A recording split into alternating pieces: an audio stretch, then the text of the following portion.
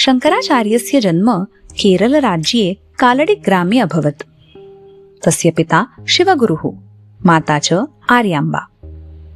सः बाल्यादेव अतीव बुद्धिमान् आसीत्। 8 वर्षीयः बालशङ्करः चतुरः वेदान् अधीतवान्। सः संसारं त्यक्त्वा सन्न्यासं स्वीकर्तुम् इच्छति स्म, किन्तु तस्य माता तस्मै अनुज्ञां न दत्तवती। एकदा बालशङ्करः स्नानार्थं पूर्णानदीं गतः। विधिवशात् केनचित् मकरेण तस्य पादः गृहीतः। तदा सः स्वजननीं सन्न्यासार्थम् अनुज्ञां याचितवान्।